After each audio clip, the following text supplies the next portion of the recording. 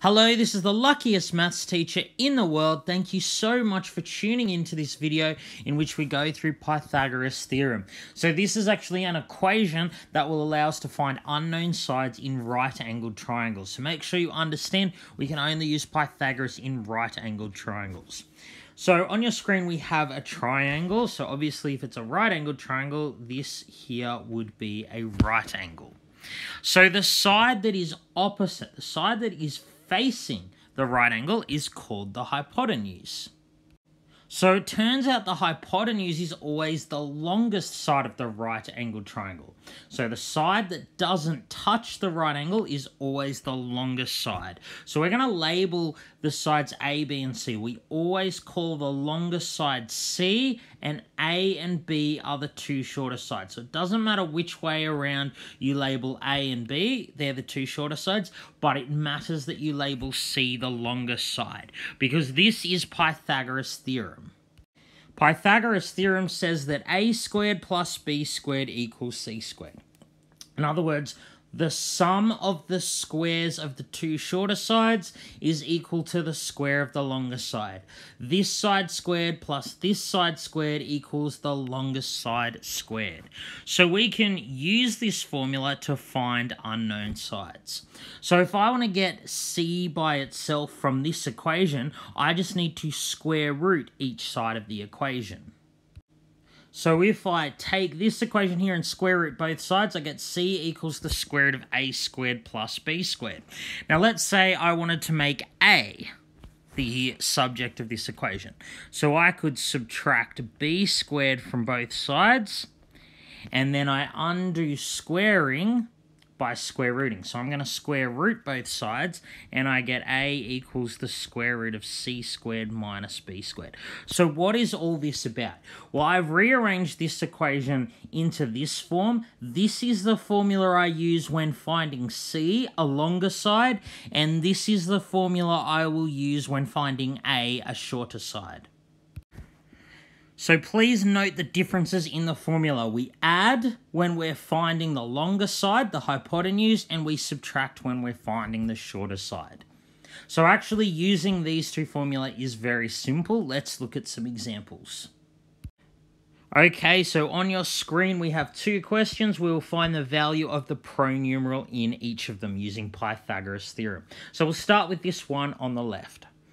So firstly, we have to decide, are we finding the longest side, the hypotenuse, or one of the shorter sides? So x is facing the right angle, it's not touching the right angle, so x is the hypotenuse, the longest side. So that means our answer should be more than 4 centimeters.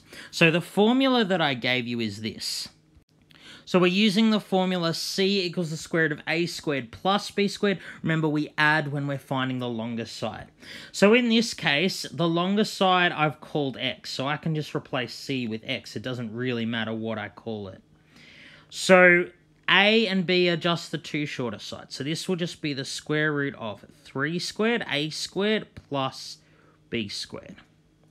So you can put that straight on your calculator. It's the square root of 9 plus 16, which is equal to the square root of 25, which is just 5.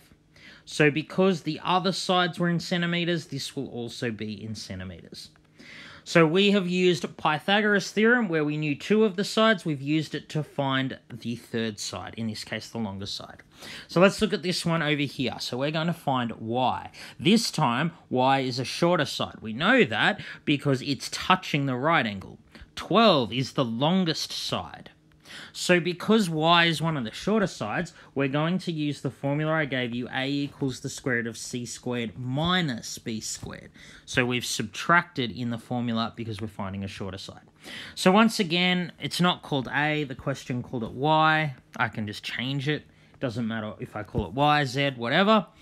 So in this case, c, remember, always is the longest side. So c here is 12, and b, the longest side that we have, is 9. So this will be the square root of 12 squared, 144, minus 81, which gives us the square root of 63. Now this is not a whole number, because 63 is not a perfect square. So if the question asks you to leave your answer in exact form, you leave it like this because the square root of 63 is exactly the answer. If it asks you to round it, just put the square root of 63 in your calculator. You get about 7.94. So again, the answer is centimeters. That's rounded to 2 decimal places. Okay, so because finding the answer involves square rooting, sometimes you'll get a whole number and sometimes you won't. Now let's look at where we're finding both shorter sides at once. So let's look at this question here. So we have the longest side, which is 10 meters. We know it's the longest side because it's facing the right angle. Now, normally, Pythagoras' theorem requires that we know 2 of the sides in order to find the third. But there is one exception to that, and that is a question like this, where we have a right-angled isosceles triangle. So this is isosceles because it has 2 equal sides. So we can actually use Pythagoras to find the value of each shorter side here. It's just a little more complicated. So we can't skip straight to the a equals the square root of c squared minus b squared. We can't use that here. The reason, we don't know what b is. We don't know what one of the shorter sides is. We're finding both at once. So how are we going to do this? Well, remember, Pythagoras' theorem says that a squared plus b squared equals c squared. Right? Now, in this question here, we're told c is 10. So I'm just going to change c to 10. Now, because this is isosceles, we know that if this shorter side is a, this side here will also be a. So I can modify this equation. I get a squared plus a squared equals 10 squared. Now, I can solve this equation here because I have just one variable. I can't skip straight to the square rooting though. That's why this is a little harder. So let's go and solve this equation. So because a is in more than one spot, we need to get it into one spot by collecting like terms. So a squared plus a squared is 2a squared, and 10 squared is 100. I'm going to solve this equation now by undoing what's been done to a. So order of operations BODMAS means that I would have squared a first and then times by 2, because raising to a power comes before multiplication. Remember though, when I'm solving an equation, I undo things in the opposite order to BODMAS.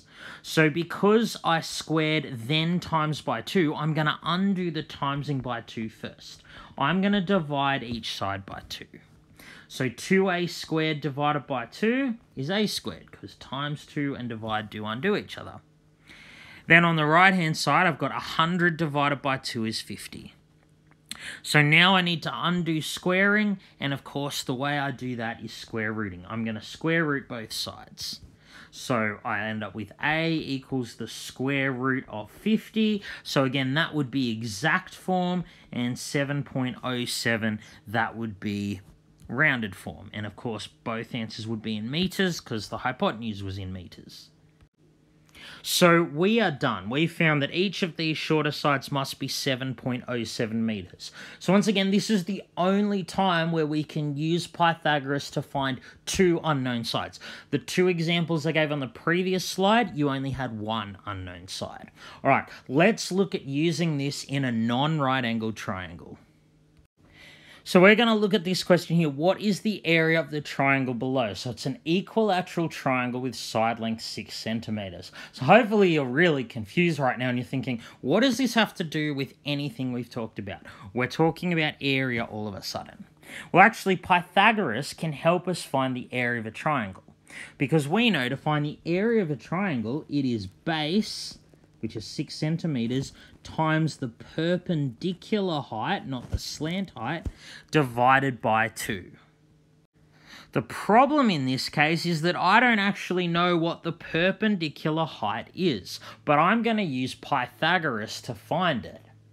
Now, hopefully another thing that is confusing you is, wait, didn't I say earlier you can only use Pythagoras in right-angled triangles? Yes, that's true. So how are we going to find h? Well, we're going to divide this equilateral triangle into 2 right-angled triangles. We've got one that goes like this, and we've got one that goes like this. Okay? Now, if the triangle is equilateral or isosceles, this doesn't work for scalene triangles. These two triangles, the red and the green one, the two smaller ones, will be congruent. And what that means is that this side here will be 3, and then this side here will be 3. In other words, this line here bisects this line. That only works if the original triangle is equilateral or isosceles. So now what we have is a smaller right-angled triangle for which we can use Pythagoras. We have a right-angled triangle that looks like this. Hypotenuse is 6 centimeters. One of the shorter sides is 3 centimeters. We're going to find what h is. That's what this triangle here is. So you can use Pythagoras now. We're finding a shorter side. So remember, I minus, it's going to be the square root of 6 squared minus 3 squared. So if you put that on your calculator, I'll just give you the rounded answer this time to 3 decimal places. It's about 5.196 centimeters. So now I know the base is 6, but I know that the perpendicular height is 5.196. So I can find the area of this triangle very simply. So the area will just be base times perpendicular height divided by 2. And again, I'll give it to 3 decimal places, 15.588. And of course, it will be centimeters squared because area is unit squared. So Pythagoras was also able to help us find the area of a triangle, and it did that by enabling us to find the perpendicular height. Alright, thank you so much for tuning into this video. This has been the luckiest maths teacher in the world. Have a great day.